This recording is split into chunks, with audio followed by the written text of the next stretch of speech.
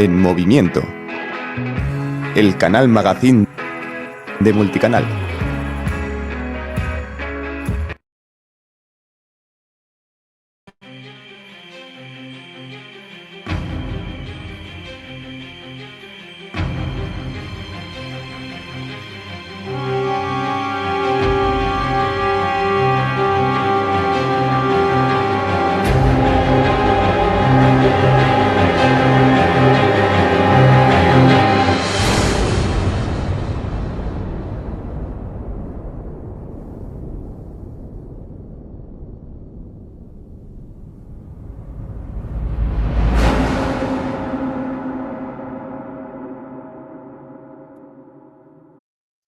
¿Qué tal? ¿Cómo están? Buenos días, queridos amigos y hermanos. Dios los bendiga en Cristo y María en esta nueva emisión de Palabras de Vida con Fray Giovanni Luicio Mas por Multicanal Radio.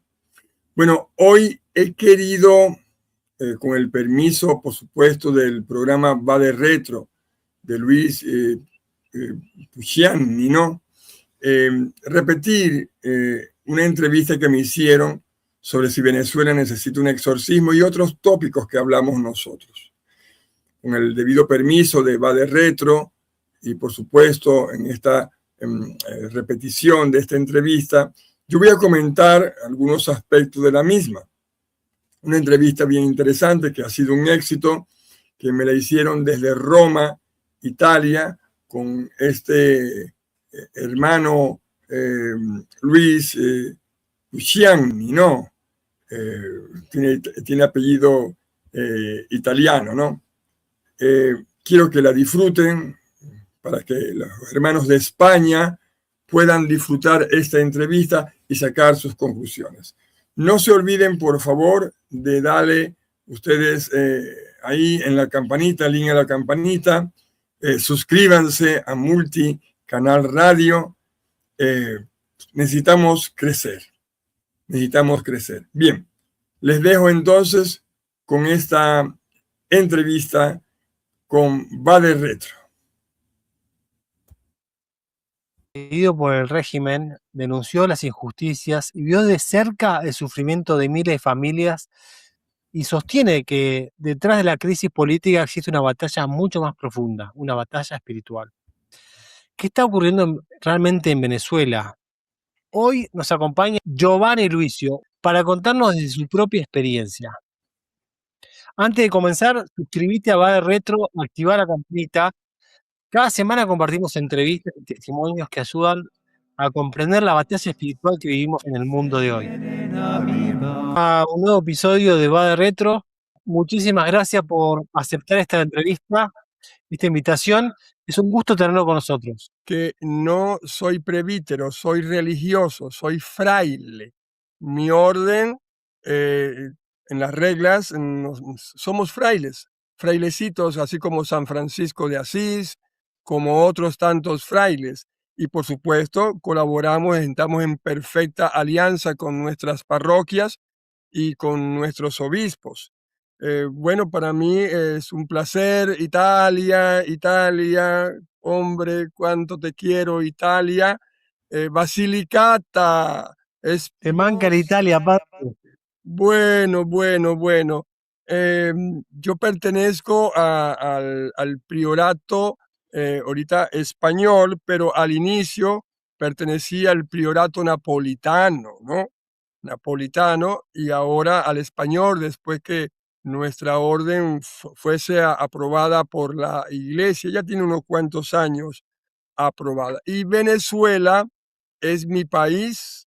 Yo soy más venezolano que la arepa, que la cachapa, que cualquier cosa de esa, ¿no? Pero Italia uno la lleva acá y hasta sueña en italiano. ¿Cuál es su misión en Venezuela y cómo describiría la realidad que vive hoy día el pueblo venezolano? ¿Qué cosas no llegan a mostrar los medios de comunicación internacionales?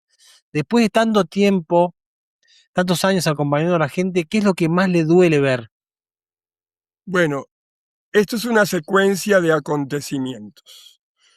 Esto no viene de ahorita. Este dolor que tiene Venezuela, una Venezuela herida comenzó por los años 89, 90, 91, 92. Algo que yo advertía. Mi padre, que en paz descanse, viene de la Segunda Guerra Mundial. Y él, cuando vio a aquel señor con esa boina y dijo, por ahora, dijo, uy, ojalá que el pueblo venezolano no elija una gorra. Nos estamos refiriendo a Hugo Rafael Chávez Frías. Cuando este señor salió y dijo por ahora, y mi padre, que en paz descanse, vio esa boina, dijo, ojalá el pueblo venezolano no elija una gorra porque va a pasar muchas penurias. Y no se equivocó. Yo quiero aquí hacer un comentario de que a mí se me ha criticado mucho porque he tenido una línea pero bien dura en contra de este desgobierno, de esta dictadura. Y porque hemos defendido nosotros, y se quiere, a los presos políticos y los hemos acompañado.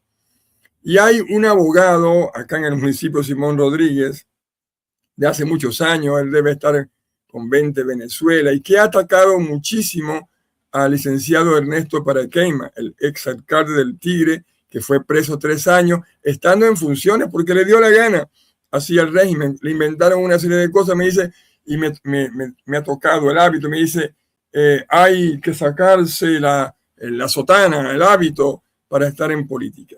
Yo le digo a estos abogados, a este señor, pero bueno, ¿y qué quiere? Que los sacerdotes, los religiosos, los consagrados, no vivimos en un país donde hay penuria. ¿Con qué derecho este señor abogado dice eso? Está desfasado de la historia, está desfasado de todo lo que es la realidad de lo que es la iglesia como tal. Nosotros no hacemos una política partidista, hacemos una política de altura, una política de defensa, una política de denuncia, una política de anuncio del evangelio. Entonces, son personas, pero continuemos con esta interesante entrevista que nos hicieron, que fue un exitazo, no sé cuántas visualizaciones. Entonces mucha gente dice, pero Fray, ¿por qué no la repite? Bueno, vamos a repetirla acá en Multicanal Radio Madrid, España. Quiero saludar, antes de continuar, a mi hermano Enrique, al doctor Enrique. Gracias, doctor Enrique, por ser un fiel seguidor de este programa desde hace muchos años, y a todos los que nos siguen a nosotros. Pero continuemos acá. Porque va a sufrir mucho. Palabras de ese momento de un anciano, y que evidentemente comenzaron a pasar una serie de situaciones graves. Mi orden es una orden de defensa de la civilización occidental. Civilización que está en peligro, herida de muerte, sobre todo en Europa, en España. No vamos a caer sobre el avance musulmán, ¿no? Muy silencioso, muy calladito. Y entonces nuestra civilización... Es importante acá mencionar sobre ese avance musulmán que está ocurriendo en Europa, sobre todo países como España, ustedes en España, Francia e Inglaterra. Es una invasión silenciosa. Evidentemente, la parte de migración debe ser ordenada, pero cuando tú vas de un país que no es el tuyo a otro país, debes ajustarte a las reglas de ese país. Y vemos cómo gobiernos como el de España o Inglaterra, vemos que el avance musulmán, ellos irrumpen en las iglesias, sabotean los rosarios, imponiendo la creencia y los ritos de ellos. Y los gobiernos sin hacer nada. Esto es bastante extraño. En Venezuela, ahora se ha agudizado con el régimen de Daisy Rodríguez, la dictadora interina. También está prohibiendo hacer los rosarios.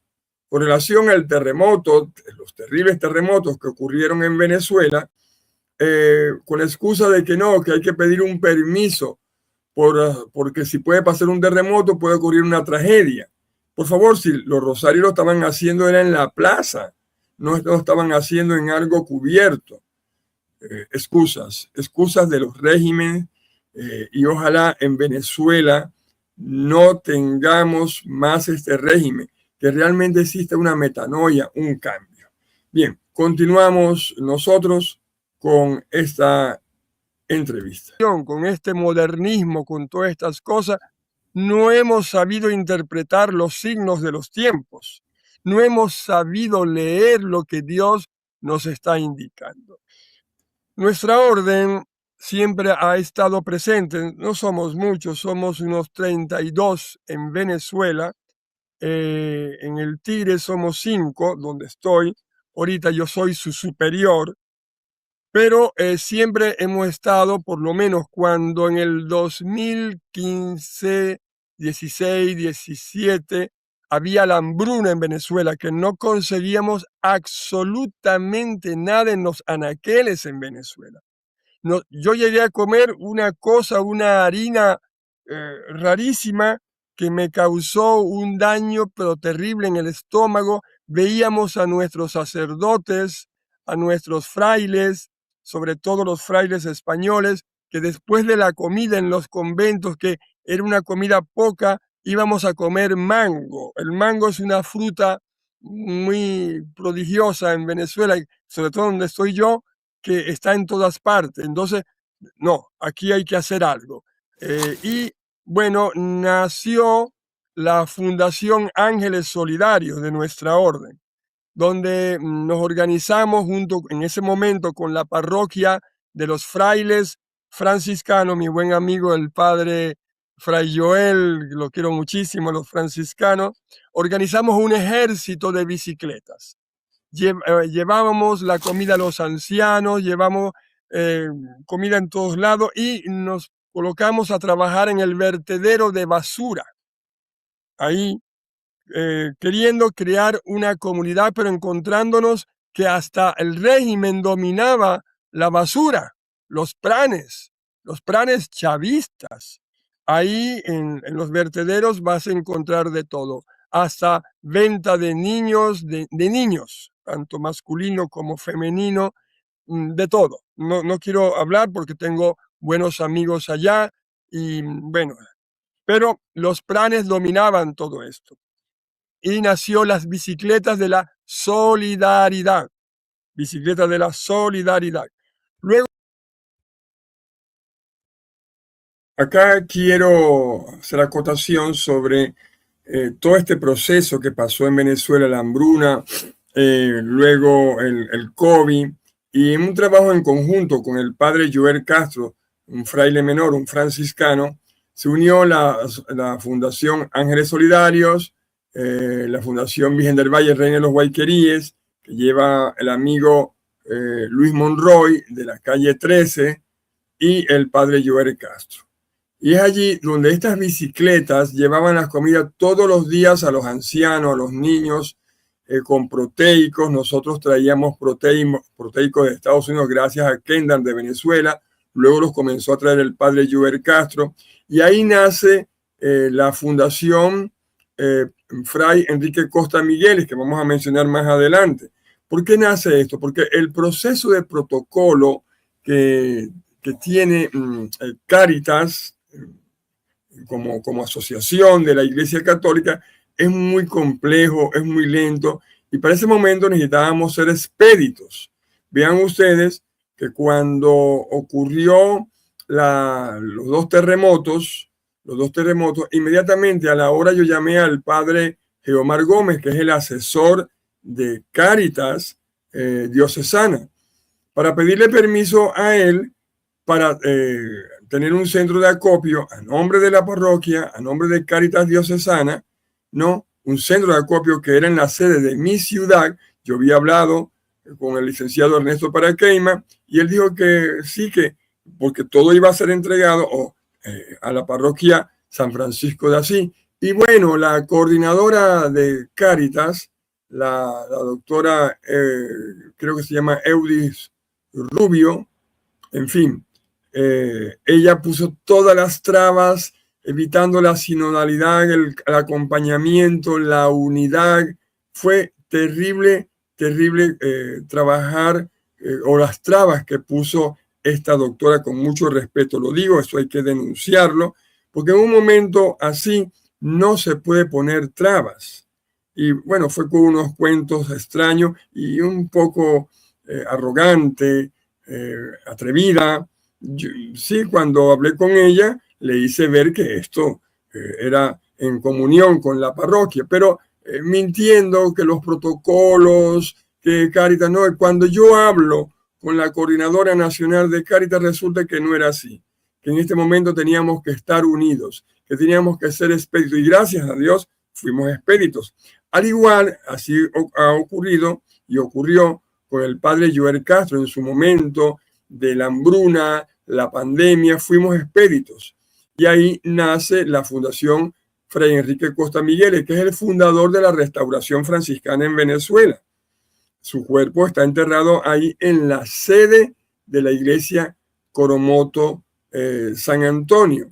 Y bueno, mucha gente ahí del comedor de Coromoto San Antonio dice, no, que el Giovanni, que los templarios no hicieron nada. Mira, esa fue una cuestión entre hermanos, entre frailes, entre los de la orden franciscana y los de la orden templaria, y todos nuestros cargamentos se los dábamos al comedor.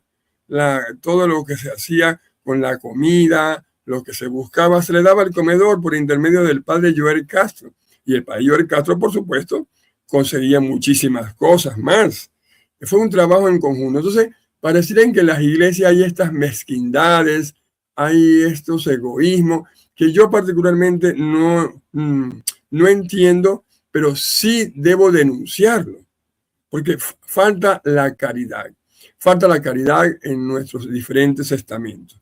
Bueno, y el trabajo en el vertedero de basura, cuando yo menciono ahí que son los pranes, quienes dominan, claro, la basura da dinero.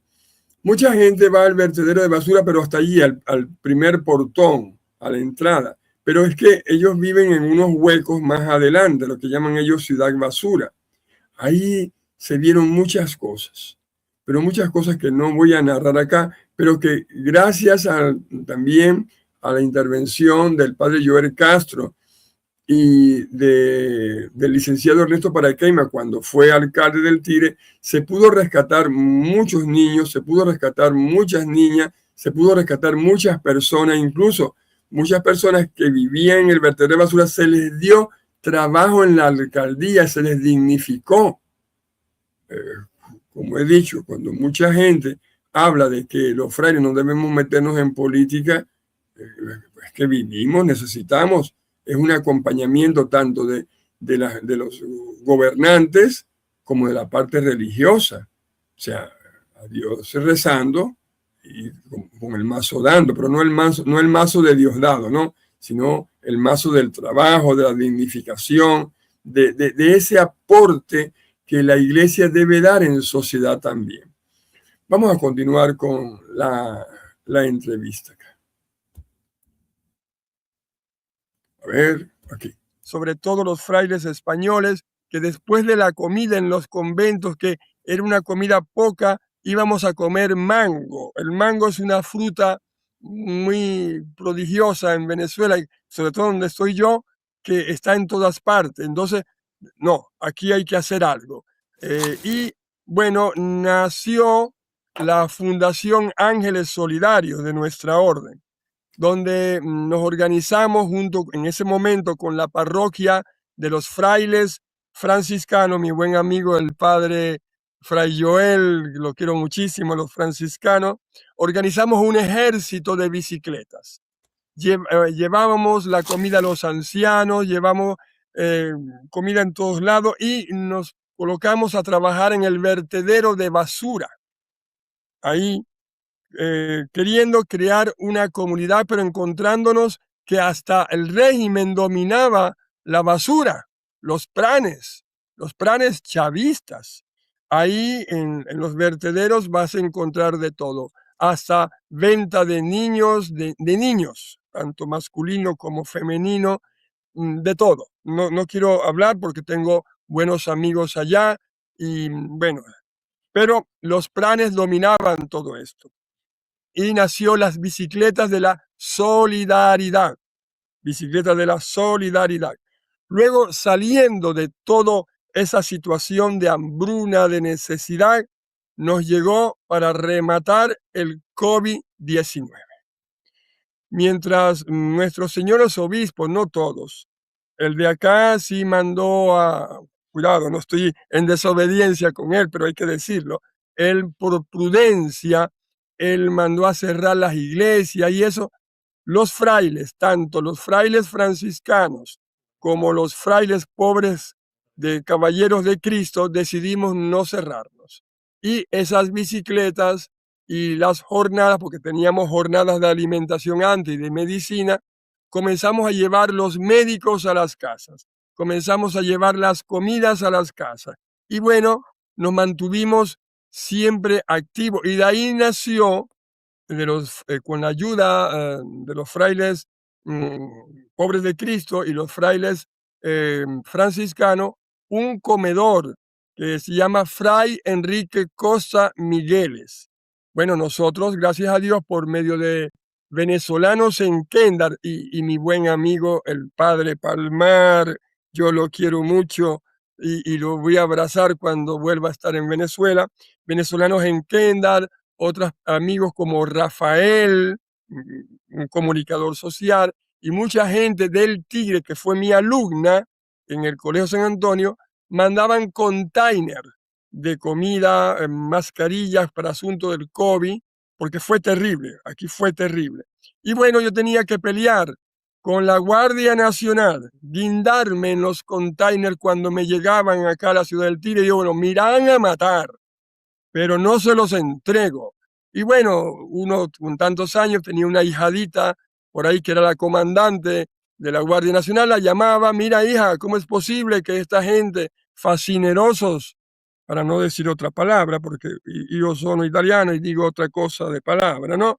Cuando me molesto, me quieren quitar acá los containers. Bueno, gracias a Dios, todo lo que nos entregaba llegaba. Bueno, y después que pasó todo esto, no, bueno, el trabajo normal de la comunidad religiosa en la parroquia. Ahorita estoy con mi buen amigo el padre Geomar Gómez, diocesano, el asesor de Cáritas. Y ahora nuevamente una tragedia. Entonces, bueno, la experiencia que tenemos nosotros, hermano, hermano Ave María, bueno, esa experiencia que tenemos, fusionamos Cáritas diocesana y Cáritas nacional. Lamentablemente siempre hay como las miserias humanas. Y yo lo digo, yo lo voy a decir. Nos prohibieron utilizar el logo de Cáritas diocesana. ¿Quién lo prohibió utilizar? La coordinadora, una doctora, prohibió y puso trabas. Ah, bueno, digo, así es la cosa. Y le dije al padre, no se preocupe, estas miserias no pueden ocurrir, no, que nosotros nada más somos los que tenemos que llevar el sello. Si todo lo que nosotros, más de 30 toneladas, por un lado, después 80 toneladas, hicimos el centro de acopio, un centro de acopio y nos salíamos, sí, con un político, que no es, o sea, un político, que fue el exalcalde del Tigre, ni siquiera está en mandato. El exalcalde del Tigre que fue preso, fue puesto preso 3 años y tuvimos que luchar nosotros con la denuncia, no solamente con él, sino con muchos otros presos políticos, los presos privados de libertad, los militares, la familia Leiva. No sé si has escuchado cuando este señor, el innombrable Diosdado, vino al Tigre y cerró unas empresas de explosivos, y eran explosivos para la faja petrolífera, ¿no? Sencillamente la excusa para expropiar. Y bueno, defendimos a los presos políticos y este exalcalde en funciones lo desterraron. 3 años preso, torturado, vejado y se logró su libertad plena, no por amnistía, sino libertad plena. Se logró, y bueno, eso me ganó la antipatía del momento, el ministro el fiscal general de la República, que es del Tigre, en ese momento, Tarek William Saab. Tarek William Saab. Entonces, bueno, nada, él tiene su movimiento de ciudadano, movimiento independiente de ciudadano, está ubicado en una avenida principal y nada, perdón, se me ocurrió la idea, bueno, mira, préstame el local para hacer un centro de acopio y entre la gente que lo conoce a él y la gente que a mí me conocen porque me gané en un momento el fraile de la maletica, ¿no? Hay una foto que te voy a mandar por ahí porque en esa maleta iban medicinas, alimentos y bueno, yo me iba a pie por todo el Tigre. Y uno es muy conocido. Y bueno, vamos a hablar claro, las iglesias tienen algunas capacidades de ser centro de acopio. Vamos a ser claros. Aquí si no nos unimos, sociedad civil, iglesias y todo, para dar seguridad de lo que nosotros recolectamos y lo llevábamos o lo llevamos directamente a Cáritas Nacional, en la Conferencia Episcopal Venezolana, que es tremendo la logística. Yo los felicito.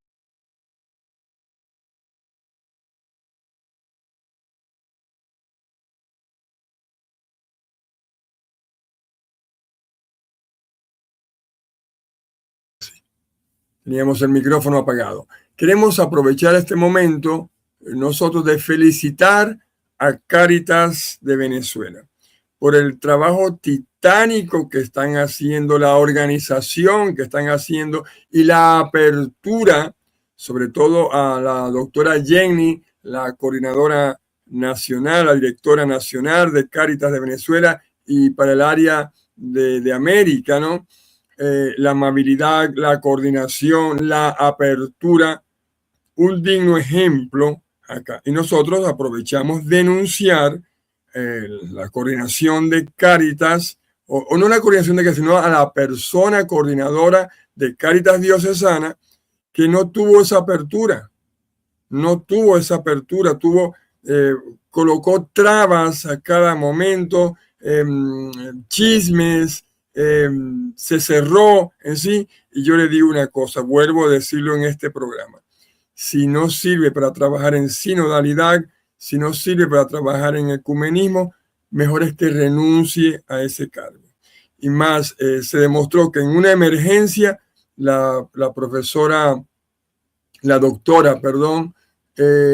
coordinadora de Cáritas Diocesana, no sabe trabajar en grupo, no lo sabe.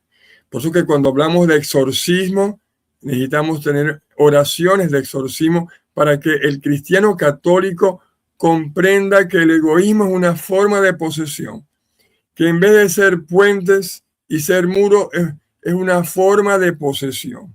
Entonces tenemos que tener mucho cuidado con referente a esto. Continuamos con la entrevista. Y lo bendigo, tremenda, y de allí lo llevan a la hora cero. Entonces, en esas mezquindades, en vez de poner soltura, pusieron trabas. Y bueno, yo me fui directamente 2 veces a Caracas, hablé con la propia directora nacional de Cáritas y digo, no, mire, no, ustedes sean centro de acopio porque sociedad civil, iglesia y órdenes religiosas debemos estar unidas. Y esas cosas hay que denunciar. Porque a veces en nuestra iglesia no comprendemos que la fe sin una caridad y una misericordia no es una verdadera fe.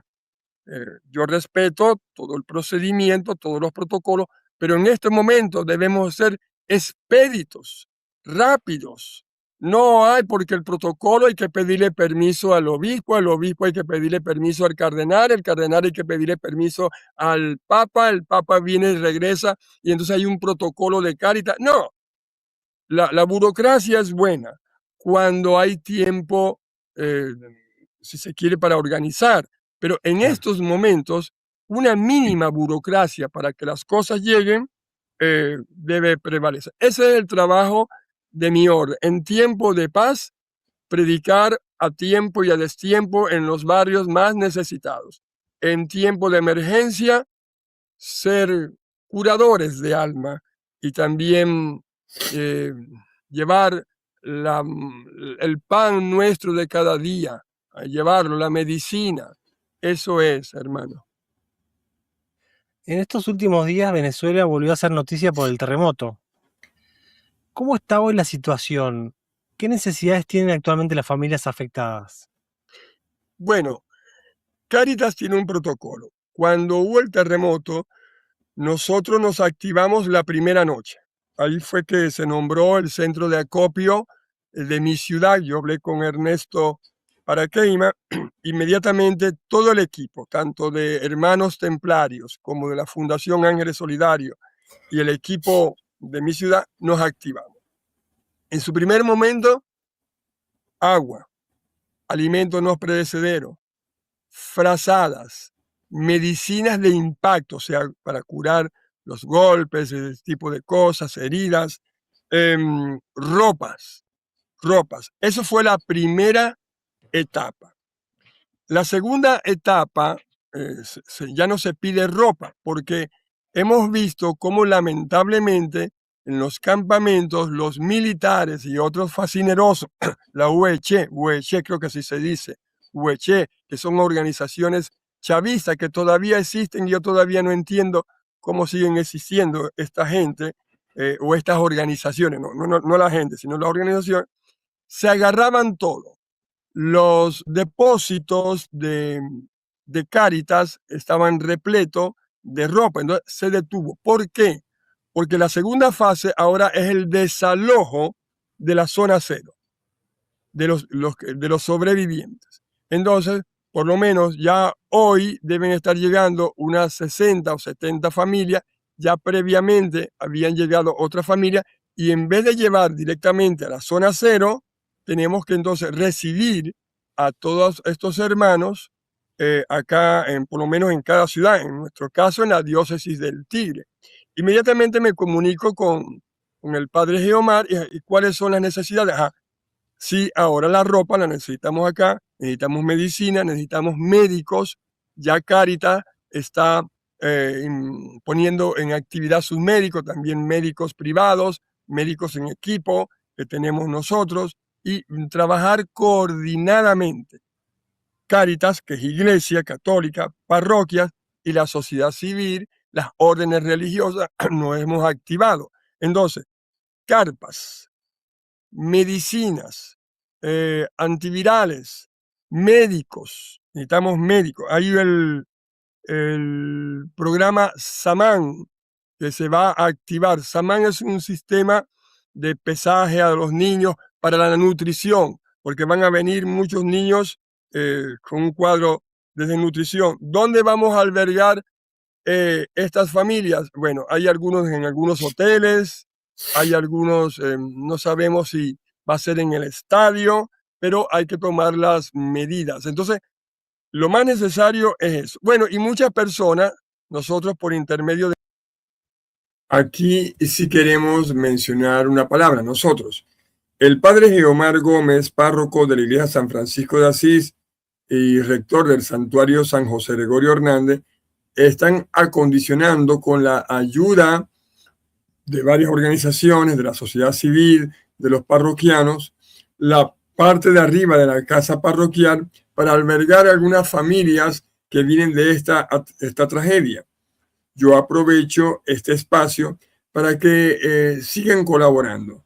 Se necesita, bueno, ya se tiene la pintura, se le colocó aire acondicionado, se necesitan 2 aire acondicionados más, se necesitan cocina, nevera, freezer, mesas, sillas, colchones, camas, que ya se tienen en su mayoría, pero se necesitan más, porque la intención es hacer un comedor allí parroquial, donde estos damnificados, por intermedio de la parroquia y de Cáritas parroquial de San Francisco de Asís, y con la ayuda de la empresa privada, de la Orden de los Pobres Caballeros de Cristo, de la Fundación Ángeles Solidarios, vamos a ir creciendo.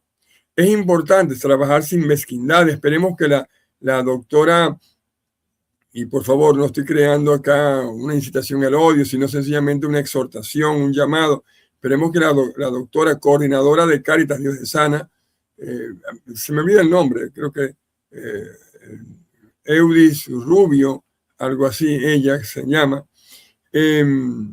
no ponga trabas, que sea puente, porque el mismo señor obispo ha sido puente, el mismo señor obispo ha tenido una apertura, ha sido un obispo sinodal. Entonces, ¿quiénes somos nosotros para no trabajar en una perfecta comunión, obispos y párrocos y sociedad civil organizada? Esto tiene que hacerse. Y por eso que lo malo hay que denunciarlo para que se corrija. Desde acá, desde este programa, aprovechamos a hacer el llamado para que se corrija esta situación, fuera los egoísmos, fuera las trabas burocráticas, los protagonismos, estas cosas hay que eliminar. Si usted no sirve para llevar esto en sinodalidad, mejor que renuncie. Continuamos. En nuestra fundación y mi ciudad se ha conseguido, algunas personas que fueron a vivir a La Guaira dejaron sus casas acá.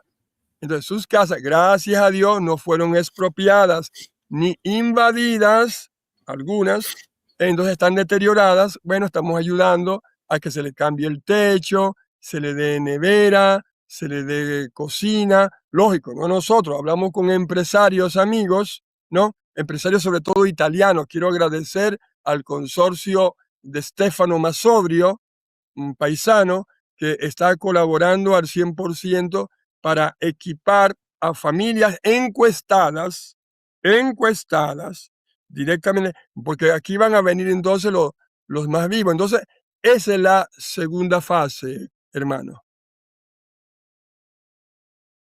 Llegando nuestro cuarto camión acá en los depósitos de Cáritas Nacional en la Conferencia Episcopal Venezolana. Cansados, satisfechos, vamos a volver probablemente el viernes a traer más ayuda. Eso sí, nos han dicho que la ropa la guardemos por allá, la ropa. Ellos en un momento preciso van a decir cuándo traer la ropa. Lo que ustedes han donado, vean toda la logística que hay acá. Aquí todo el mundo está trabajando. Usted fue perseguido. Vean ustedes, nosotros nos trasladamos directamente a la Conferencia Episcopal Venezolana, a la sede nacional de Cáritas, con más de 35 toneladas, por ahí tenemos la cuenta, más el alcalde del Callao conversó con nosotros, se hizo el puente y se entregaron 80 toneladas más a Cáritas. Vean ustedes el trabajo en conjunto que se puede hacer cuando uno se coordina. La necesidad mía de viajar directamente allá para garantizar lo que ustedes habían donado o han donado llegue a puerto seguro y así enterarnos realmente de buena fuente de lo que realmente estaba diciendo Cáritas de Venezuela y en el momento de emergencia cómo se trabajaba coordinadamente por medio de las parroquias, desmontando mentiras, trabas y embustes de quienes fungen ser coordinadores y en vez, como hemos dicho, de ser puentes, son paredes. En este momento, la palabra Cáritas debe resaltarse más. Es un amor, es una caricia de amor. Y el amor debe ser rápido, el amor es paciente, servicial y sin envidia, todo lo puede, todo lo cree, todo lo espera. Debe ser rápido y no con trabas. No con trabas. Entonces, bueno, acá hay que decirlo. Entramos en una fase que sí hemos sido perseguidos nosotros por este régimen, por decir las cosas como deben decirse, por denunciar las cosas como deben denunciarse, y hubo una persecución que todavía la hay, pero lo más extraño ahora es que la persecución son de la gente que se llama opositores, utilizando la misma política de siempre, desacreditar los laboratorios, la gente de Azul, o mejor dicho, quienes lideran la gente de Azul, porque yo no creo que la señora María Corina, ella sepa estas situaciones. Y entonces es como una cosa enrarecida que realmente pareciera que no hemos tomado conciencia que somos una sola Venezuela, que esas rivalidades políticas y esos sistemas políticos antiguos deben ser eliminados. Vamos a continuar acá con la entrevista. Por el régimen venezolano, ¿cómo comenzó esa persecución? Volviendo un poco hacia atrás, ¿no? ¿Qué fue lo que le molestó tanto de su ministerio, ¿no? A ellos. Bueno, decir la verdad nos hará libres. Yo te voy a decir una cosa, yo tengo más de 20 años marchando, más de 20 años marchando. Siempre he dicho que esto es una batalla espiritual y hemos coincidido el padre Palmar y mi persona, que esto es una batalla espiritual. Ya lo explicaré más o menos cómo se cierran estos ciclos. Y nada, yo tengo programas, tengo podcast, tengo palabras de vida en una cadena multicanal radio y también a veces salimos en Vatican News, en varias cadenas, pues, ¿no? Y bueno, con mucha elegancia, pero con mucha fuerza y con la palabra de Dios por delante, hemos denunciado al régimen. Hemos denunciado incluso señores obispos que están con el régimen. Lo hemos denunciado con nombre y apellidos. Da pena decirlo, ¿no? Da pena decirlo, pero tenemos que hacerlo. Si nosotros no lo hacemos, ¿quién lo va a hacer? Y eso no quiere decir que seamos desobedientes. Todos somos obedientes al magisterio, somos obedientes a la santa palabra, pero no podemos ser obedientes a lo malo. Y bueno, la persecución comienza cuando comenzamos a defender a los presos políticos, especialmente al licenciado Ernesto Paraqueima. Comenzamos a denunciar, comenzamos en todos los días, sacamos 1 o 2 programas y eso fue creando una conciencia colectiva y la gente comenzó a manifestarse. Evidentemente comenzaron a colocar patrullas en la cuadra, a amenazar, ¿no? Yo un buen día ya fastidiado salí, le toqué el vidrio y me bajaron y me dijeron, mire, fraile, váyase a dormir si no lo hacemos dormir. Bueno, si me va a pegar un tiro, pégame el tiro de una vez. Pégame el tiro fascineroso. Y bueno, cuando detuvieron también a unos periodistas, fui a reclamar al lado de la iglesia Santa Clara, tienen ellos un centro allí, y nada, me dejaron unas horas. Me imagino que varios amigos sacerdotes que conocen por allá arriba me tuvieron ahí. ¿Qué me decían? Groserías, me apuntaban, me decían ustedes, los curas, se la creen que saben todo, ustedes son unos escuálidos y otras barbaridades más. Y bueno, un muchacho que yo nunca le vi las caras porque están todos tapados, me dice, profesor. Y yo fui profesor tuyo, sí, fue profesor mío en el San Antonio. Y yo, pero no aprendiste mucho, que estás ahorita de esbirro, de torturador, sin vergüenza. Y me dijo, mira, haga una cosa, yo lo voy a dejar ir, váyase. Bueno, además de las persecuciones, de las vigilancias que me han hecho, me han respetado, no sé, debe ser porque Tarek William al principio yo teníamos cierta, hola, qué tal, no es que sea de mis amistades preferidas, no, uy, qué buenos amigos, vamos a salir juntos a caminar con la mano agarrada como Heidi, ¿no? Pero esa relación se rompe cuando lo denuncio públicamente, ya que él tiene aún y tenía algunos presos particulares, igual que Diosdado Cabello y él, entre ellos el licenciado Ernesto Paraqueima. y eso a él le molestó. Y bueno, me imagino que por la investidura de fraile que tengo, trataron de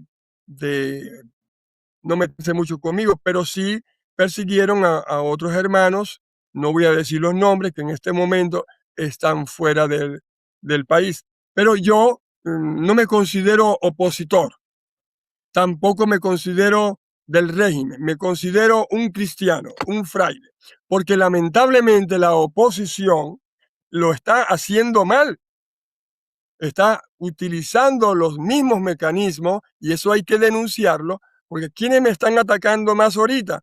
La gente de 20 Venezuela, Ave María Purísima, pero no estoy hablando de María Corina, estoy hablando de la gente que dirige 20 Venezuela, porque, los dirigentes que hemos logrado sacar nosotros y denunciar que estaban presos, de repente van en contra de ellos, o sea, políticamente. Un fraile no ve si un color de partido o si eres, no, ve seres humanos, ve seres humanos. Entonces la pregunta que me hago, querido hermano Luis, es, ¿qué será mejor? No sabemos si los que están viniendo, que no han llegado, porque aquí sacamos 2 dictadores, pero dejamos 3, los hermanos Rodríguez y a Diosdado. Y entonces yo no estoy de acuerdo con los bombardeos, pero se ha demostrado a nivel de derecho canónico que es la justa defensa. Y los bombardeos del 3 de enero fue una justa defensa a toda esta matanza, a toda esta persecución. Pero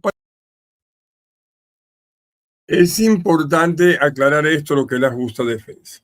Venezuela ha tenido más de 28 años siendo atacada, perseguida, desapareciendo a sus dirigentes, la prohibición de manifestación.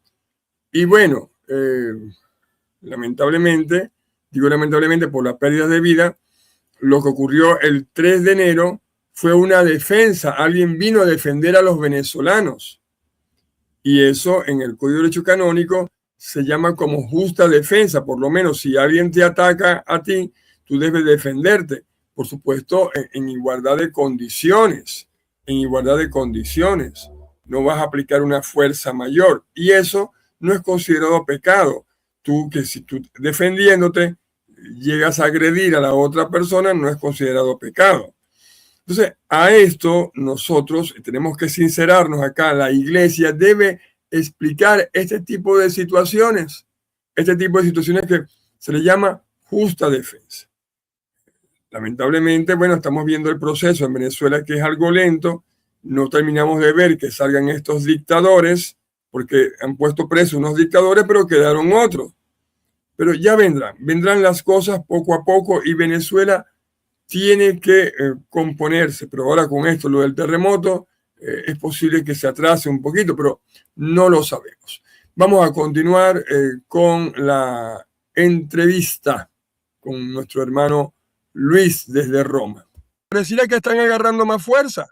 Entonces, eso hay que mirarlo con ojo. Entonces, es allí donde esto, y le hemos exigido al presidente de la Conferencia Episcopal Venezolana, Monseñor González de Zárate, mis saludos y mi respeto, y a Monseñor Brior, arzobispo metropolitano de Caracas, que se haga un magno exorcismo, porque lo que está pasando en Venezuela, vamos a hablar claro, el quien no tenga la conexión de la oración, el quien no esté con el Espíritu Santo, no va a saber leer los signos de los tiempos. Esto no lo produjo Dios, lo produjo nuestra desobediencia, nuestra falta de preparación y terquedad de seguir construyendo ya en el 99 este sacrificio de miles de personas donde Hugo Rafael Chávez Fría silenció para él hacer su constituyente en ese momento, silenció y miles de personas murieron. Ahí se abrió un ciclo, porque ahí se hizo, y la gente se va a reír, algunos, pues ya creo que no, se hizo un rito satánico.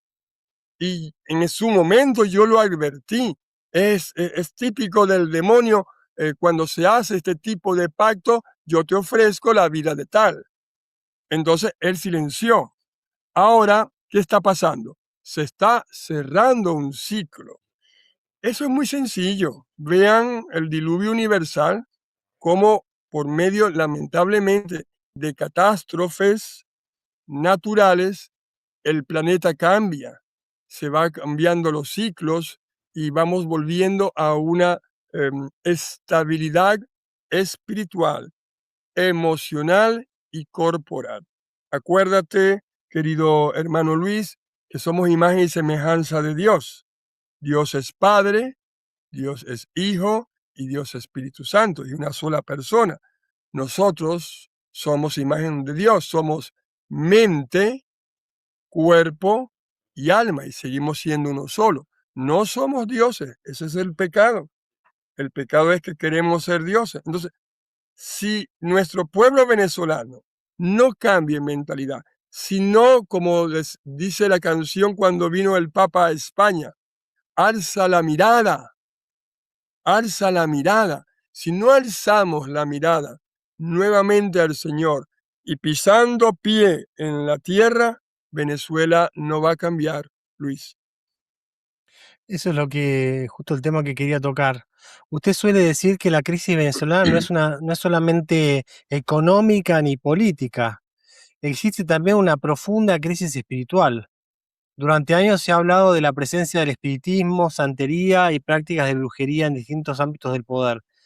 ¿Qué ha visto usted personalmente? ¿Qué lugar ocupan hoy estas prácticas dentro de la sociedad venezolana? Mira, a mí me toca lo que llamamos el ritual de las exequias, ¿no? Eh, el ritual de los funerales, ¿no? Y a veces cuando también tenemos que ir a las casas o a las funerarias, vemos a las personas vestidas de babalao o vamos a las casas a dar una bendición a las casas y yo les pregunto, la gente me dice, no, Fray, es que sentimos voces, ruidos. Ujú. Y yo les pregunto, pero ustedes no practican nada que no sea el cristianismo puro. No, no, no, no, Fray, no. Nosotros somos católicos. Ah, pero yo, con el ojo que me queda, miro atrás de la puerta una uyama con una cinta y un cuchillo. Y ya yo sé que son santeros. ¿Qué significa eso? Son pidiendo la protección de estos presuntos espíritus lucumí, que ellos los ocultan con nuestros santos cristianos católicos, ¿no? Entonces, por supuesto, hay un sincretismo y Dios es pureza. Dios es celoso. Dios quiere que se le ame a Él, que la única adoración se la demos a Él. Entonces, vemos, ok, yo voy con mi hábito, es un hábito religioso, ¿no? Muy poca gente me ha visto en el tigre de paisano, pero también vemos entonces estos santeros de blanco, eh, eso es una desviación, eso no es de Dios. Todo lo que hemos visto, incluso en los billetes venezolanos, los símbolos, la heráldica, que es la ciencia del estudio de los blasones, de los escudos, ellos hablan. El quien no sabe, evidentemente, no se va a dar cuenta que están usando este tipo de imágenes para idolatrarlas a ellas. Una cosa es el baile de San Juan, que es religiosidad popular, el 24, y otra cosa es la santería, el babalao, el lucumí, eso. Y lo otro es que no todo el que dice Señor, Señor, hermano Luis, está con Dios. ¿Cómo vemos la presencia del demonio? En dos formas. Es el padre de la mentira y el padre de la división.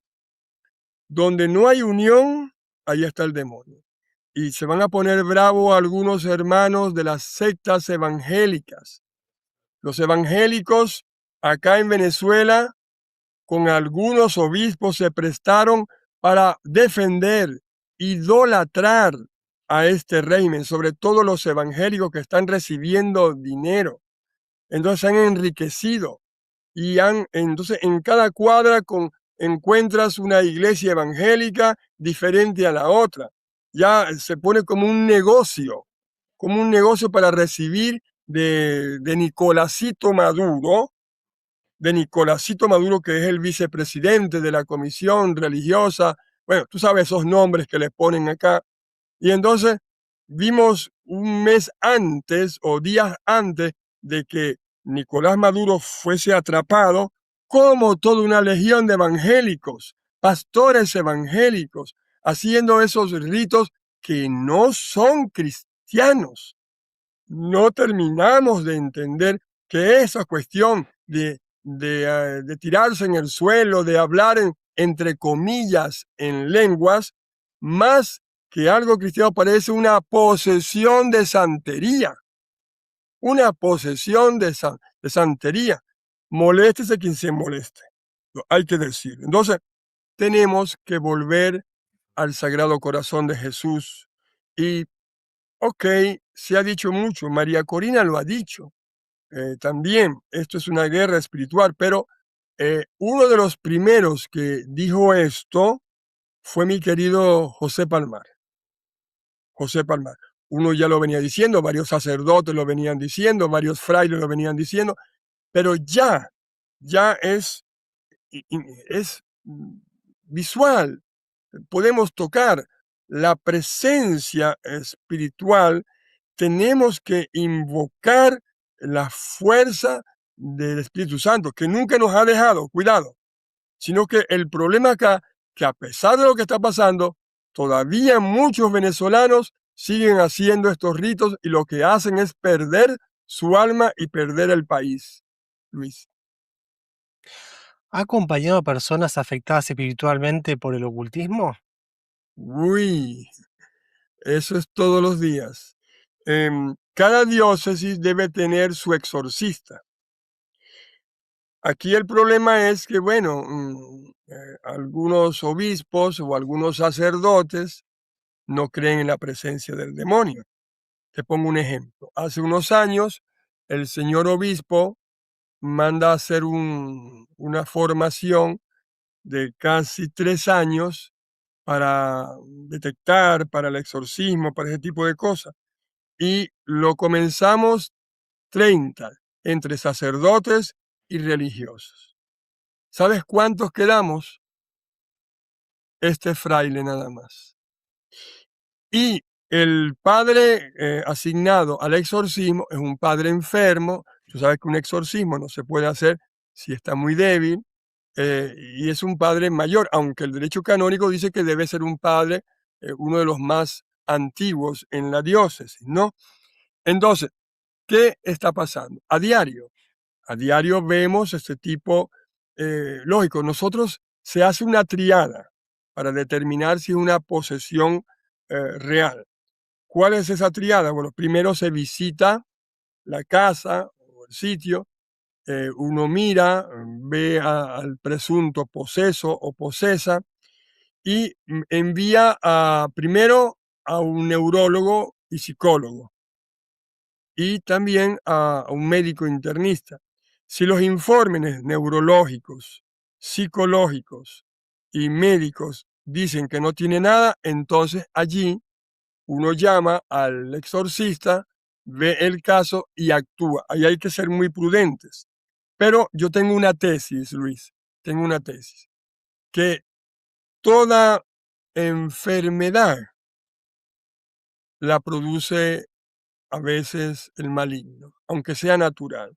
Y es por eso que vemos que Jesús hace los milagros de gente tullida, porque Dios no quiere el sufrimiento de los seres humanos. Y entonces, en esos casos de enfermedades naturales, hay como una oración, por decirlo así, que sería un exorcismo menor y pues que puede hacerla un bautizado, un religioso, una religiosa, que son las oraciones de liberación. Pero nunca hacerlo solo, mientras estás haciendo la oración de liberación, afuera debe haber un grupo acompañando haciendo el rosario, haciendo alabanzas. Y bueno, personas, sí, sí. eh, he visto, no sé si quieres que te cuente algún caso, ¿no? Sí, sí, sí, cuente, padre. Bueno, em, uno es muy popular acá en la ciudad. Y a eso de la 1 de la madrugada suena mi teléfono y me dice, mire, Fray, hay un poseso que lo tienen así, así en una urbanización. Lógico, yo quise andarme por el protocolo, llamar al padre exorcista, llamar al padre em, párroco, al obispo, pero a esa hora no estaban activos. Y es allí como cristiano, como bautizado y como consagrado, tomo la decisión, con ritual en mano de liberación, agua bendita, un rosario y una cruz, me llevan al sitio. Cuando llego, consigo al presunto poseso en el medio de la calle, en una urbanización cerrada. Estaban los hermanos evangélicos alabando, rezando, y lo tenían amarrado, amordazado. Y yo dije, no me bajo hasta que esos hermanos evangélicos alborotadores salgan y necesito 4 hombres fuertes y me lleven al joven, perdón, y me lo van a desamarrar.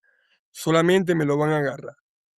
Y bueno, me lo llevaron, conversé con él, cómo uno detecta que puede ser el demonio cuando te habla cosas personales, cuando te habla cosas personales.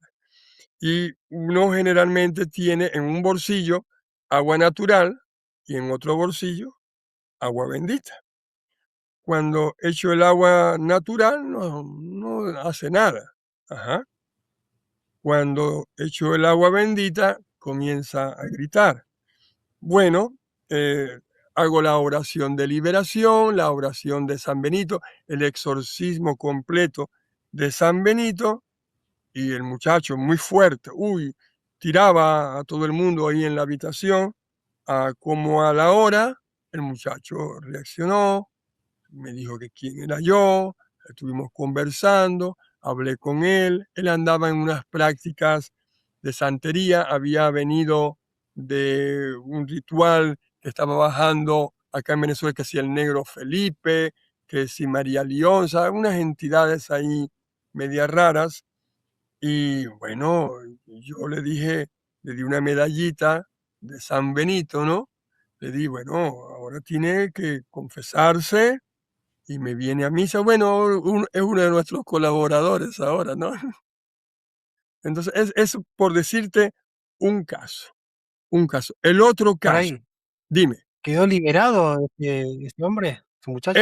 él pasó luego al exorcista, al padre Medina, porque uno como fraile nada más puede hacer la liberación, pero por si acaso, entonces mandamos al internista, ¿no? Al cirujano, ante el Santísimo. Entonces, yo particularmente remito. Esto fue un caso de emergencia que tenía que actuar inmediatamente y bueno, se logró. Siempre hubo otro que ahí fue en una ciudad cercana al Tigrito, una muchacha, eso decía de todo, una fuerza rompía toda la casa, había venido de Canadá, no digo, no decimos nombre por prudencia, y cuando me vio me reconoció. Y esa era una posesión de primer grado, ¿no? Entonces hablé con el padre exorcista y mire que el padre exorcista salió herido. Salió herido. Los golpeó, los tiró. Ese caso no sé cómo quedó. No sé cómo quedó. Sí sé que el padre salió herido. Eso fue en el Tigrito. Otro caso, hermano Luis, que es una advertencia muy importante. Cuando la pandemia, que no había chance de enterrar a nuestros muertos, se cremaban, ¿no? Y quedó esa costumbre de cremar. La gente guarda las cenizas en las casas. Y entonces la gente acude. Cuando hubo la pandemia, mira que escuchamos ruidos, escuchamos esto, escuchamos el otro, y uno va, y mirando, rezando, asperjando agua bendita, y ¿y esta habitación qué hay? No, no, ábrame esa puerta. Y vemos 4 o 5 portacenizas. Digo, ¿qué es esto? No, las cenizas de nuestros familiares. No, no las tenga. Un hogar no es un cementerio. Deben darle cristiana sepultura también a la ceniza, porque las cenizas son cuerpo presente. Aunque la iglesia, por cuestiones sanitarias, permite la cremación, pero exhorta encarecidamente en las rúbricas del ritual de exequia a que las cenizas sean depositadas. Y bueno, eh, no sé si fue casualidad o no, ellos hicieron, yo fuimos al cementerio, se depositaron las cenizas y nada, se desaparecieron los ruidos. Poltergeist, que los poltergeist son reflejos de nuestra mente y movilizan otro, pudo haber sido, pero todo lo que es un disturbio, aunque tenga una explicación científica, pero ese disturbio perjudica al ser humano, es una manifestación. Fray, ¿qué niveles de... Usted mencionó que era el grado 1. ¿Qué tipos de grados hay de ataques del demonio? Posesión, infestación y... Aquí vamos a argumentar un poquito más, porque por el tiempo en el programa no lo desarrollamos. Los tipos de posesiones hay lo que llaman la posesión latente o la asintomática, que es la fase oculta, ¿no? En este primer nivel la presencia está firmemente arraigada, pero el demonio se esconde. La persona puede llevar una vida aparentemente normal y los síntomas son pero muy pequeños, muy sutiles, lo que dificulta el diagnóstico. Entonces, hay manifestaciones que son bloqueos inexplicables en la vida espiritual, cansancio extremo, sin causa médica, tras orar a veces, ¿no? O desazones internas profundas que el sujeto no logra explicar. Luego, dentro de esa primera fase, que es posesión latente, está el propósito. O sea, el espíritu busca pasar desapercibido, pero para no ser expulsado. O sea, él mimetizándose con la persona del individuo. Entonces, por eso cuando ustedes van a esos ritos evangélicos que hacen esa bulla, no, el diablo no le interesa ser descubierto. Él quiere pasar desapercibido. Luego viene la segunda fase, que es la posesión manifiesta o la intermitente, que es una fase de crisis. Es el nivel clásico donde el demonio, él irrumpe y toma el control temporal del cuerpo de la persona. Estas crisis suelen desencadenarse ante un estímulo sagrado, por lo menos la presencia de un sacerdote, de los sacramentales como el agua bendita, reliquias u oración. Yo esto lo veo mucho en las funerarias, cuando tengo que asperjar agua bendita al féretro y a las personas. Hay personas que salen huyendo al agua bendita y diciendo cualquier cantidad de cosas, sobre todo los evangélicos, ¿no? ¿Cómo se manifiesta eso? Bueno, puede haber pérdida de conciencia. Generalmente la persona entra en un estado de trance. Al volver en sí, no recuerda nada de lo que sucedió durante el brote. Hay unos signos que son tradicionales, que son los criterios del ritual, por lo menos la xenoglosia, que es hablar o entender lenguas muertas o desconocidas para el sujeto. Luego hay una fuerza sobrenatural, que es la capacidad física desproporcionada para la edad o para la constitución de la persona. Es saber algo oculto, que es revelar secretos de los presentes. A mí me ocurrió, por lo menos, dice, tú no eres sacerdote, tú lo que eres un fraile. Imagínate tú, ya lo sabía, ¿no? O adivinar hechos lejanos, que eso se llama la clarividencia, que está prohibida por la iglesia. Y está la aversión extrema, que es la reacción violenta o visceral a los sacramentos o a los objetos bendecidos. Hay un tercer nivel que es la posesión permanente o continua, que es la fase avanzada, que es un nivel extremadamente raro y grave. La alternancia entre los momentos de lucidez de la persona y el control del espíritu desaparece. ¿Cómo esto se ve? Manifestaciones. El demonio ya no necesita un detonante sagrado para manifestarse. El comportamiento de la persona está alterado de forma casi constante y su personalidad original parece haber sido completamente eclipsada o adormecida. Y está el impacto físico, que es el deterioro físico y mental del individuo. O sea, es severo y acelerado debido al desgaste de la continua manifestación. Entonces, esto depende de las jerarquías del demonio, por lo menos tipos de posesiones, que son la posesión simple, lo que hemos manifestado, la posesión múltiple o legiones, ¿no? Que hay un demonio jefe o comandante de varios espíritus subordinados que actúan como barreras de protección. En el rito del exorcismo debe ir expulsado a los menores uno a uno antes de romper el núcleo principal. Entonces, aquí hay que aclarar algo. La teología recarga que incluso en el nivel más severo de la posesión, el demonio solo controla el cuerpo y las facultades físicas. Nunca va a controlar el alma ni el libre albedrío profundo de la persona, a menos que el individuo haya consentido explícitamente el pacto, ¿no? Por ello, la persona poseída es considerada una víctima que sufre y no necesariamente un pecador culpable. Pero vamos a ver qué dije yo acá en esta entrevista, que la resumí y yo les quise dar un poquito más de argumento a ustedes. Dominación. Son los grados, ¿no? Por supuesto, el grado 1 es cuando ya hay una manifestación viva que ve los estigmas.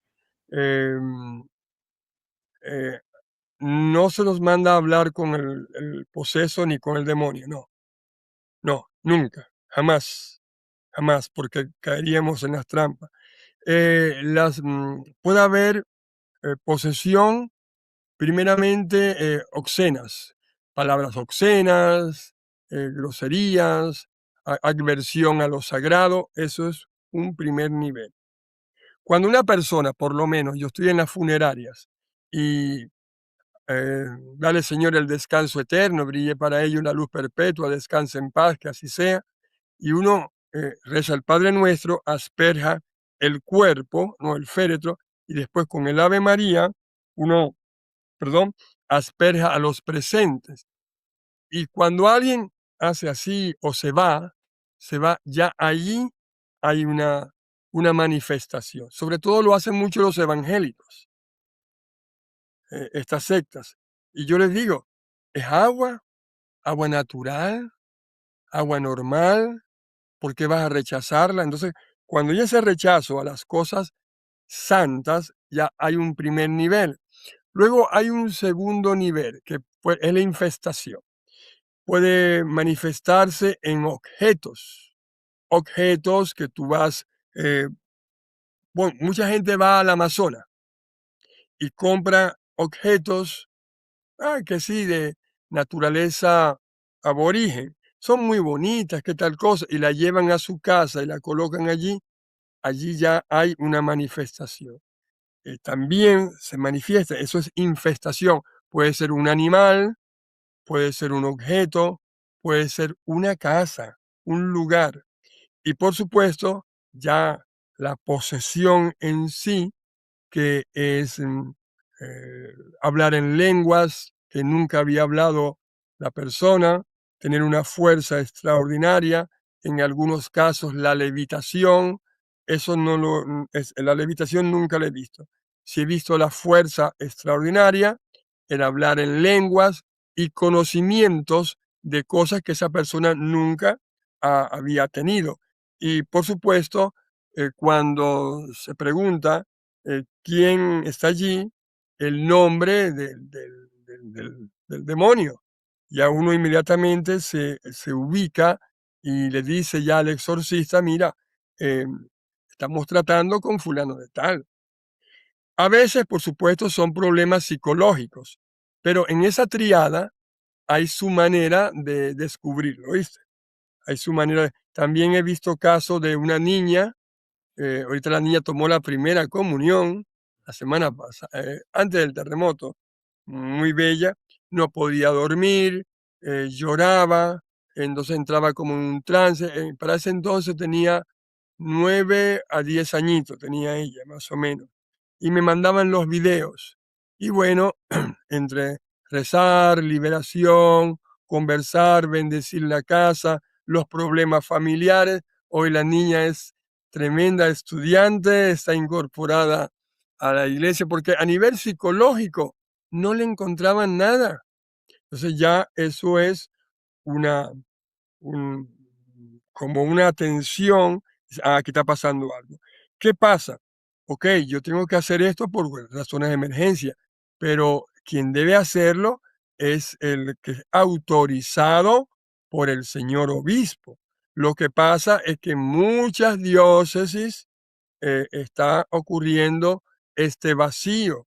Entonces, el llamado es a nuestros señores obispos a preparar mejor a los presbíteros, a los religiosos y preparar un exorcista que esté ahí pendiente en la diócesis. Porque, ¿cuál es el mayor éxito, hermano Luis, del demonio? No te imaginas cuál es. ¿Sabes cuál es? Hacer creer que él no existe. Ese es el mayor éxito. Pasar por desapercibido. No es como Hollywood. Ah, tira cosas y eso. Hay tal vez sus casitos ahí, pero no, él es calladito. Hay una película, eh, no me recuerdo el nombre, eh, norteamericana, de un preso que iba a la silla eléctrica. Yo la recomiendo porque está basado, ¿cómo se llama? Nefarius. Nefarius, gracias, gracias. Nefarius es el mayor ejemplo, uno, de la no creencia de nosotros religiosos y sacerdotes. Se burló del sacerdote el sacerdote, tú sabes, moderno, el sacerdote que está eh, con la gente. No, no, Pamplinas ese sacerdote. Pamplinas, en serio, perdió la vocación. Y cómo actúa el demonio.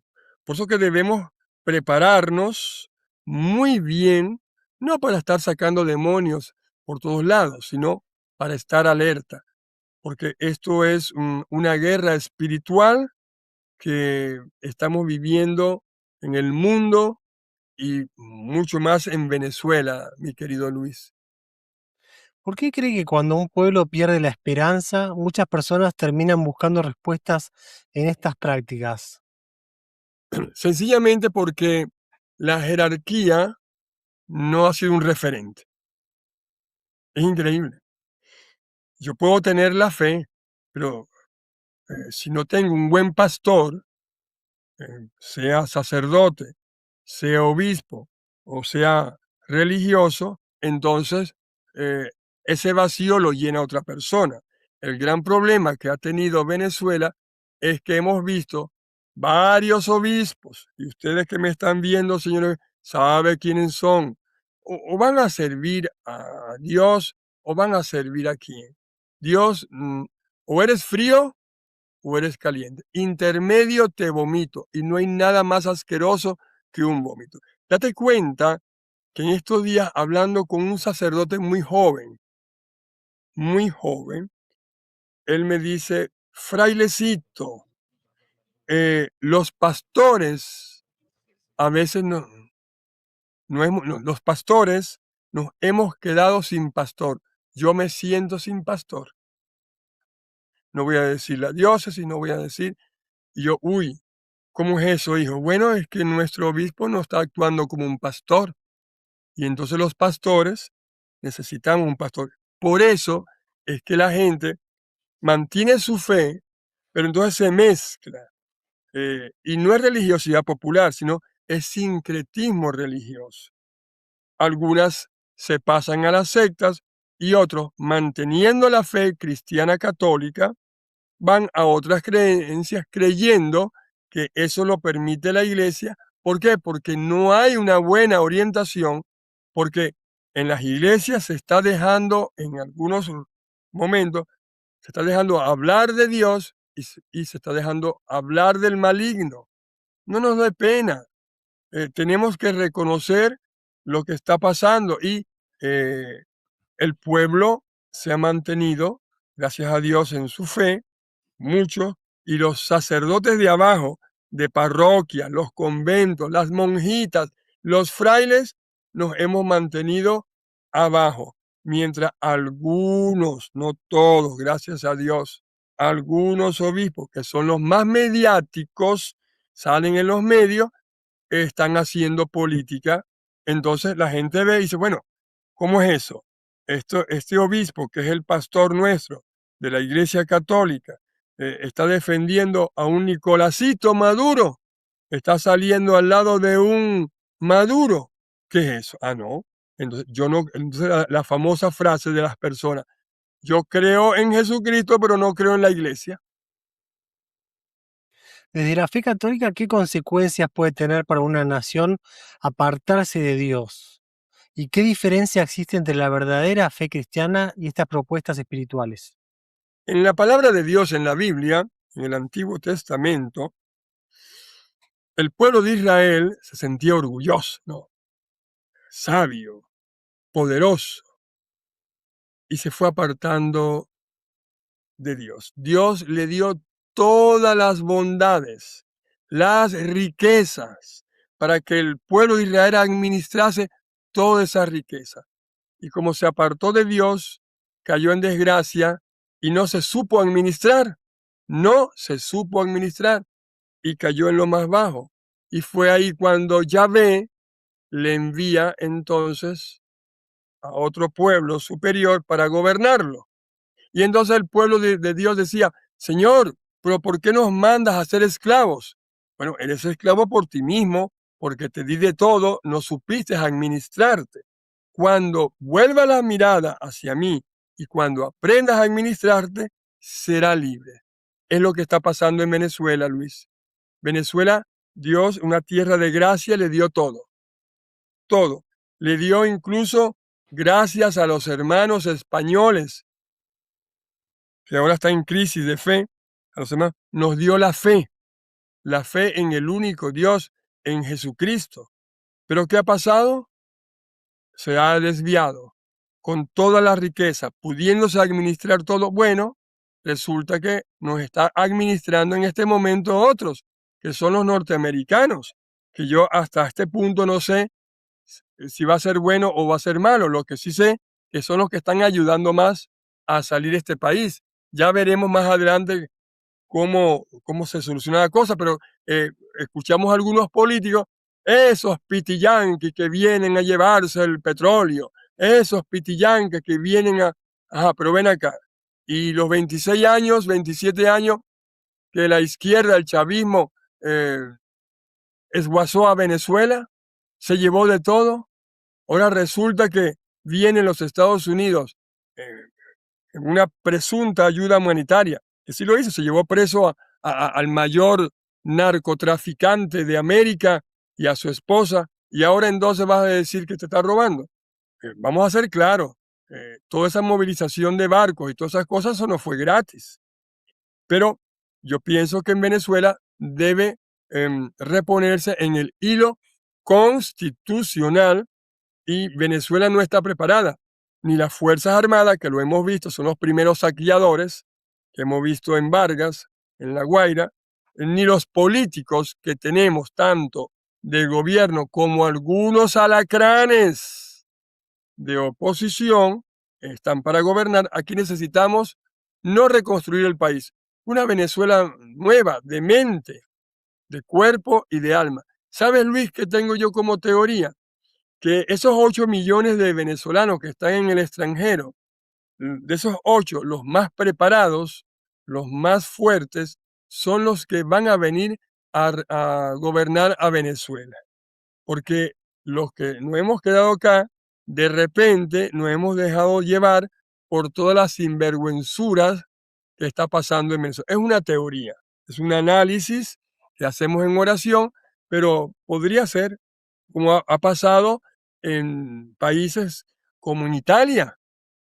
Después de la Segunda Guerra Mundial, todos que salieron fueron de Italia, regresaron y son los que están levantando a Italia.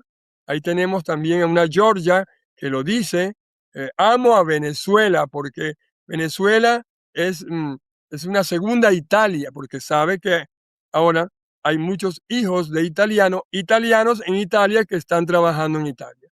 Podría pasar eso. Si esta entrevista te está ayudando a comprender una realidad que pocas veces aparece en los grandes medios, ayúdanos compartiéndola. De esa manera podemos seguir realizando contenidos como este. Fray, después del terremoto, ¿qué fue lo primero que encontró al llegar a las zonas afectadas? ¿Qué historias lo marcaron más? El que había personas vivas debajo de las construcciones y ver el pueblo salvando el pueblo, sin instrumentos, sin herramientas. No había ninguna guardia, ningún policía, nadie, solamente los vecinos. Eso es lo que a mí me impactó más, Luis. Mi estadía fue muy poca, pero al primer momento vi eso. Digo, bueno, ¿dónde están las autoridades? Las autoridades estaban en las alcabalas, revisando los envíos, revisando los camiones y algunos saqueando. Algunos saqueando. Es la solidaridad del vecino. Es ahí donde comprendemos que el vecino es tu familia. ¿Quién es mi prójimo? Este es mi prójimo, el que está al lado de mí. Quedé impactado, primero porque es como una zona de guerra. Como una cosa, Luis, es verlo en los medios y otra cosa, oye bien lo que voy a decir, y otra cosa es verlo y olerlo. ¿Me entendiste, no? Y olerlo. Entonces es allí donde te marca a ti no perder la esperanza, no perder tú mismo la fe, porque te haces preguntas y sabes que Dios no mandó esto. Esto fue una negligencia que ya en el 2006, no me acuerdo el estudio que se hizo, un estudio serio que se hizo, que allí no deberían construirse más viviendas ni edificios, que tenía que todo el estado, La Guaira o Vargas, como lo quieran llamar, porque aquí en Venezuela, imagínate tú en Italia, las vías tienen 2000 años, 3000 años de nombre y acá viene un gobierno y viene otro gobierno y le cambia el nombre, ¿no? Se hizo un estudio que no debía construirse y ya se sabía de estas dos fallas. Mira, estaba viendo una noticia hace rato que se llevaron el sensor del sismógrafo del Instituto de Investigación para Sismología en Venezuela. Y lo más cumbre, por favor, la señora de la comunidad del VC, del centro chavista, que lo tiene en resguardo, entréguelo.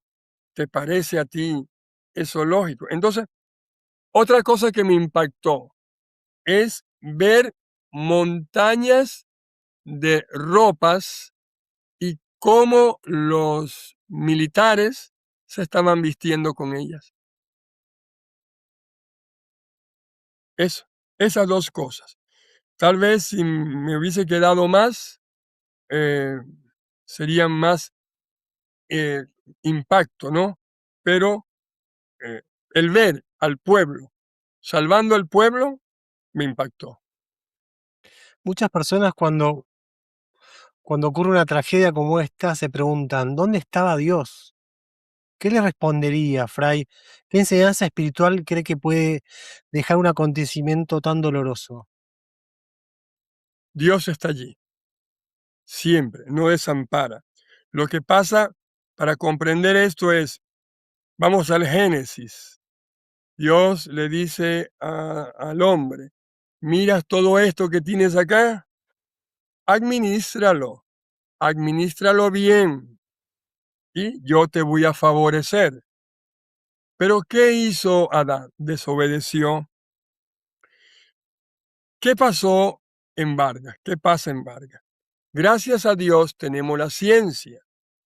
Fe e ratio, decimos en latín. Hay un documento de San Juan Pablo II, Fe y Razón, ¿no? Que es la ciencia y la razón.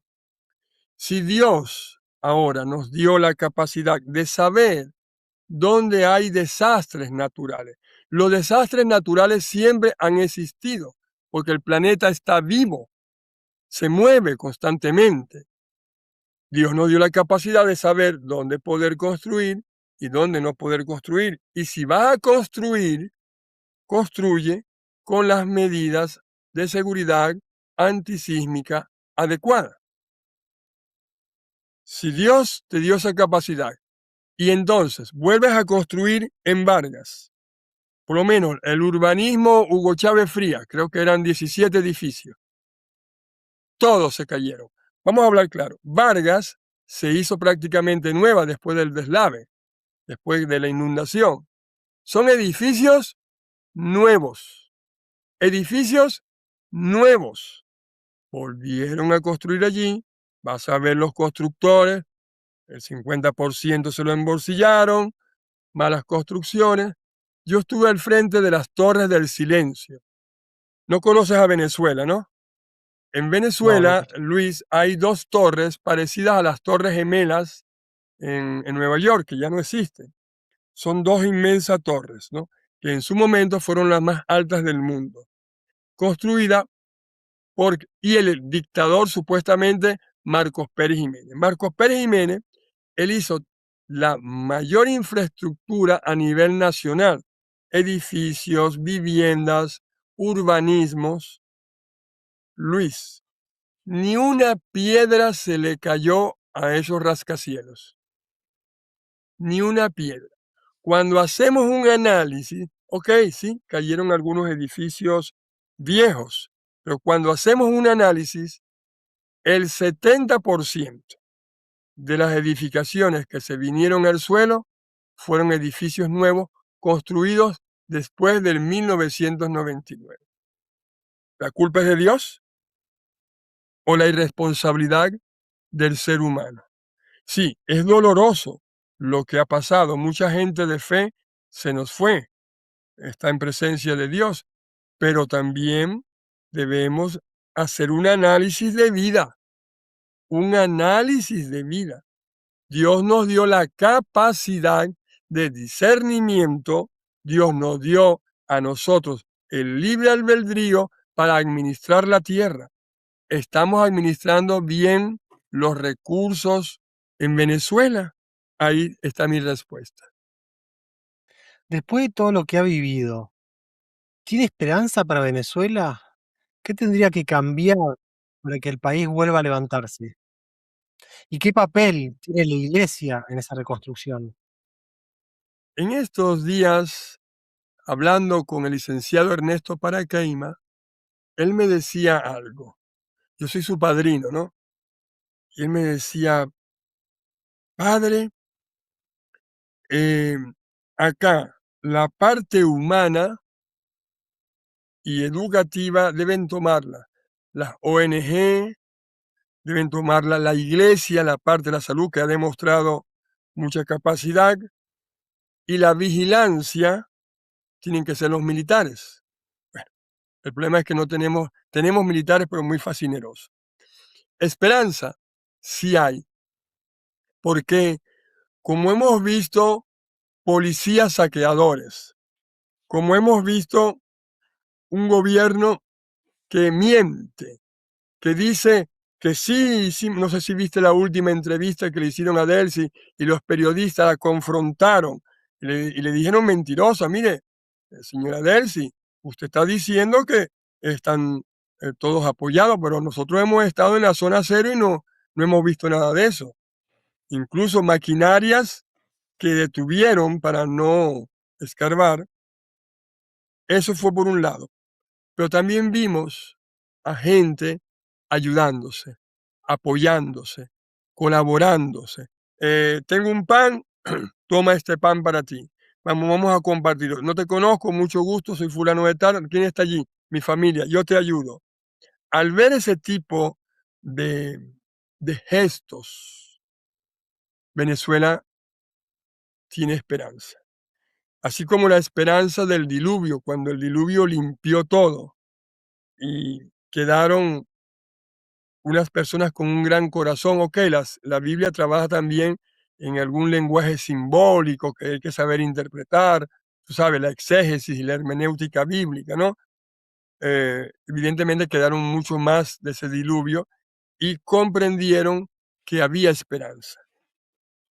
Esa es la esperanza que tiene Venezuela. Muchos están hablando que viene María Corina, llegó María Corina, no está llegando, no. No hay que desviar la atención. La atención ahorita es con los damnificados, con los sobrevivientes, que no aprovechen a hacer política. Ni siquiera María Corina. Ni siquiera María Corina. Que no creo que ella se preste para esto. No creo. Sabemos que hay laboratorio de ambos lados. Pero hay esperanza, Luis. Porque hemos visto en el lado nuestro, yo te mandé unos videos desde Cáritas Nacional. Mira, Luis, es un batallón. Jóvenes. Te cuento una anécdota. Un pastor evangélico me dice, nosotros recogimos esto. Ah, bueno. Y lo hemos traído a la iglesia católica porque sabemos que ustedes lo van a llevar al sitio. No queremos entregárselo a nadie. Eso es esperanza. En que un fraile se una a un pastor evangélico y se den la mano y ambos recojan para reconstruir a un país. 5 panes y 2 peces. Da el número 7. El número 7 en la Biblia significa muchos, muchos. Cuando Jesús, él multiplicó los panes y los peces, ¿qué estaba diciendo en ese momento? Que yo vengo a darle alivio a todos, a muchos. Y esa es la esperanza.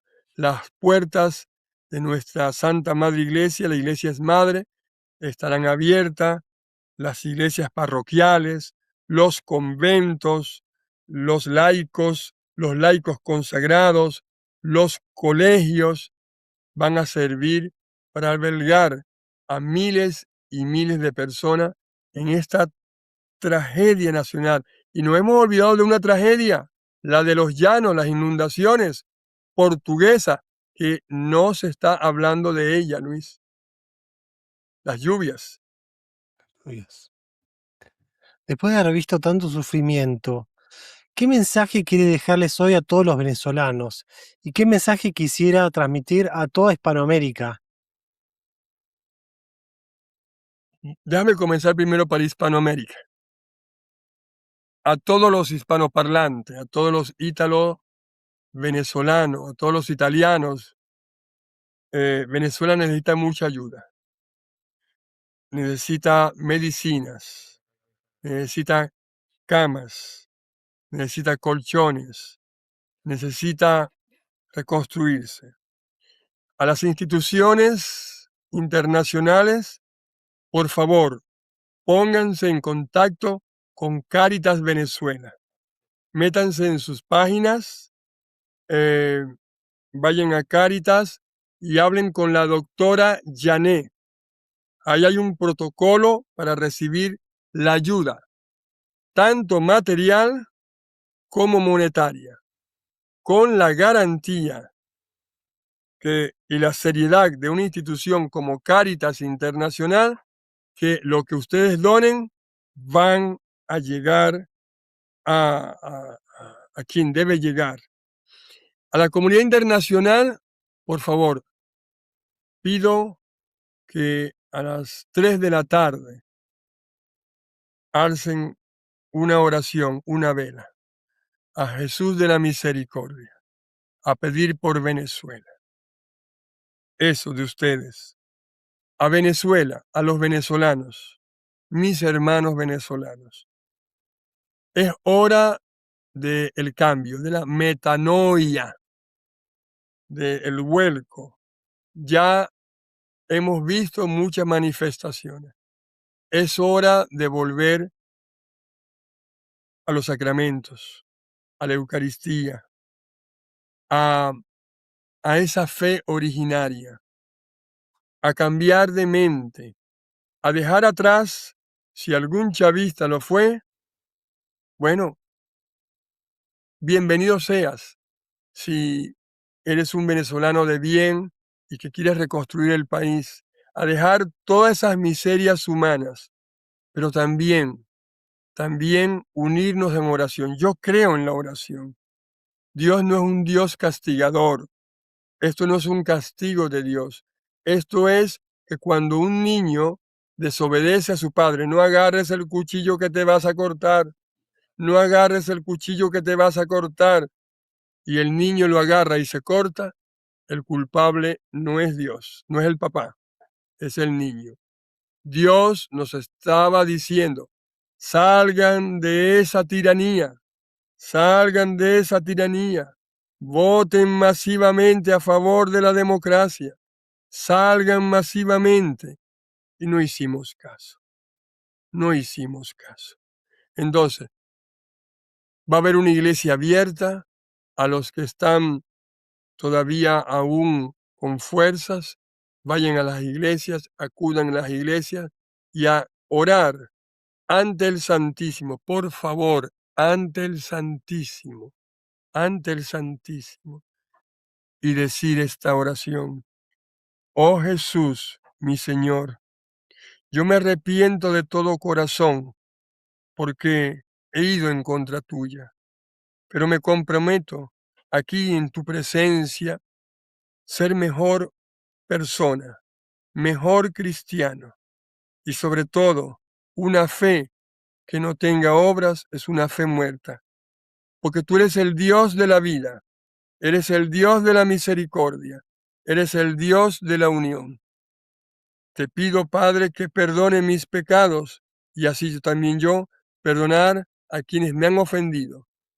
Venezuela, mantente unida en la oración. Amén. Amén. Si esta entrevista te ayudó, suscríbete al canal, compartila con otras personas y deja en los comentarios desde qué país estás rezando por Venezuela. Nos vemos en el próximo episodio. Que Dios los bendiga. Gracias, Fray Luisio. Dios los bendiga en Cristo y María. Amén. Bien, queridos amigos y hermanos, con esto finalizamos este programa especial. Quiero darle la gracia a nuestro hermano Luis y Piscianelli, que él ha tenido de entrevistarnos, no sé cómo llegó a mí, creo que llegó por el padre José Palmar. Les prometo tener un programa especial con el padre Palmar, ojalá con el padre Fortea y mi persona, para hablar sobre este exorcismo magno en Venezuela. A mis hermanos de Multicanal Radio, mis hermanos de España, Dios los bendiga en Cristo y María, y a todos nuestros seguidores. Por favor, lo que hemos dicho acá, lo que hemos denunciado acá, no lo hacemos para incitar al odio, sino para que se corrija. Dios los bendiga en Cristo y María.